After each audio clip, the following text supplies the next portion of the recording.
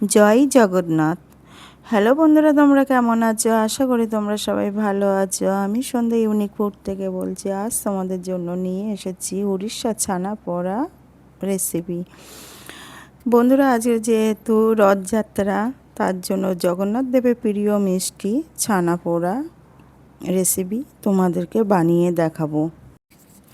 বন্ধুরা, ছানা পোড়া রেসিপি বানানোর জন্য আমি যে উপকরণগুলো ব্যবহার করেছি তা হলো, এখানে 1 লিটার মতন দুধ নিয়েছি, আর 100 গ্রামের মতন সুজি নিয়েছি, আর এখানে দেখো আমি 20 গ্রাম মতন কাজু বাদাম নিয়েছি, আর 20 গ্রাম মতন কিশমিশ নিয়েছি, আর নিয়েছি চিনি। এখানে আমার চিনির পরিমাণ 100 গ্রাম, আর 10 থেকে 11টা এলাচ নিয়েছি। বন্ধুরা, এলাচের দানাগুলো ফেলে দিয়ে আমি শুধু খোসাটাই নেব। আর দেখো, একটা পাতিলেবুর রস নিয়েছি, আর 25 গ্রাম মতন ঘি নিয়েছি। এবার আমি গ্যাসের দুধের পাত্রটা বসিয়ে দিয়েছি, দিয়ে দুধটা ফুটে আসলে এইভাবে নাড়াচাড়া করে নেব, যাতে দুধের সরটা না পড়ে। তার জন্য এইভাবে নাড়াচাড়া করে নিয়েছি। এবার দেখো বন্ধুরা, দুধটা আমি 2 মিনিট মতন গ্যাসে ফুটে নেওয়ার পরে গ্যাসটা লিভে দিয়ে আমি দুধটা এইভাবে 5 মিনিট মতন নাড়াচাড়া করে একটু জুড়িয়ে নেব। জুড়ে নেবার পরে আমি এবার লেবুর রস দেব। আমি একসঙ্গে সব লেবুর রস দেব না। একসঙ্গে সব লেবুর রস দিলে ছানাটা তাড়াতাড়ি কেটে যাবে, আর ছানাটা একটু শক্ত হয়ে যাবে। তার জন্য এরকম অল্প অল্প লেবুর রস দিয়ে নাড়াচাড়া করে নিয়েছি। দেখো বন্ধুরা, এবার আস্তে আস্তে ছানাটা পুরো কেটে যাবে, আর ছানাটা খুব সুন্দর নরম হবে। যেহেতু আমার লেবুর রস একটু কম হয়ে গেছে, তাই বাকি যেটুকু ছিল দিয়ে দিয়েছি। দেখো, আমার ছানা কাটা হয়ে গেছে। ছানাটা কত সুন্দর হয়েছে। এবার আমি একটু রেখে দেবো, দেখবে একদম পুরো ভালোভাবে ছানাটা কেটে যাবে।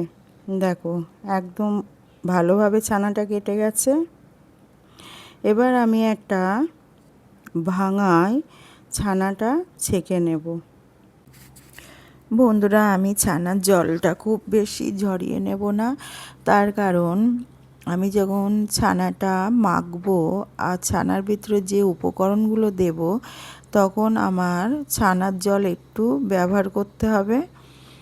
তার জন্য আমি যতটা পারি মানে ওপর থেকে হালকাভাবে ছানার জলটা বার করে নেব।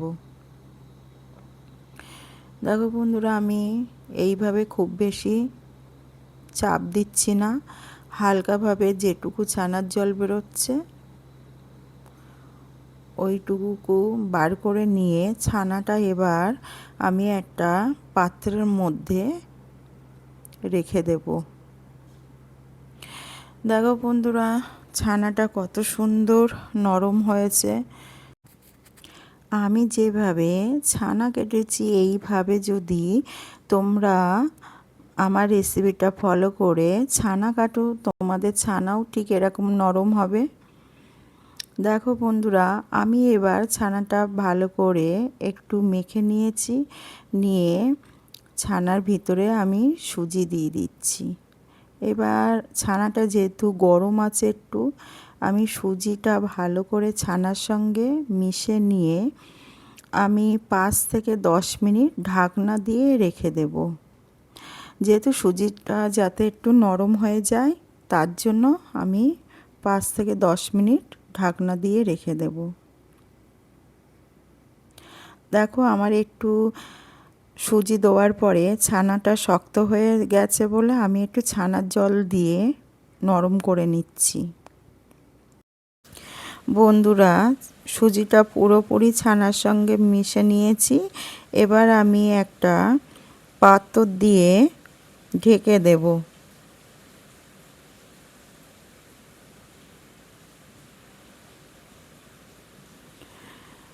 5 থেকে 10 মিনিটের মাথায় পাত্রটা তুলে নিয়েছি। নিয়ে দেখো সুজিটা ফেপে গেছে, ছানাটাও একটু শক্ত হয়ে গেছে। এবার আমি ছানার ভিতরে চিনি দেব। চিনিটা ভালো করে ছানার সঙ্গে মিশে নেব যতক্ষণ চিনিটা পুরোপুরিভাবে গলে না যায়। এইভাবে মেখে নিয়ে চিনিটা গলিয়ে নেব। বন্ধুরা, তোমরা চাইলে এখানে গুঁড়ো চিনি দিতে পারো। গুঁড়ো চিনি দিলে তাড়াতাড়ি ছানার সঙ্গে মিশে যাবে, বেশিক্ষণ ধরে এইভাবে মাখতেও হবে না। এবার দেখো আমি যে 25 গ্রাম মতন গাওয়া ঘি নিয়েছিলাম, সেই গাওয়া ঘিটা পুরোটাই দিয়ে দেব ব্যাটারের মধ্যে। বন্ধুরা, চিনিটা পুরোটা আমার ছানার সঙ্গে গুলে গেছে। এবার দেখো আমি এলাচের দানাগুলো ফেলে দিয়ে এলাচের পাতাগুলো দিয়েছি, আর কাজু আর কিশমিশগুলো দিয়ে দেবো।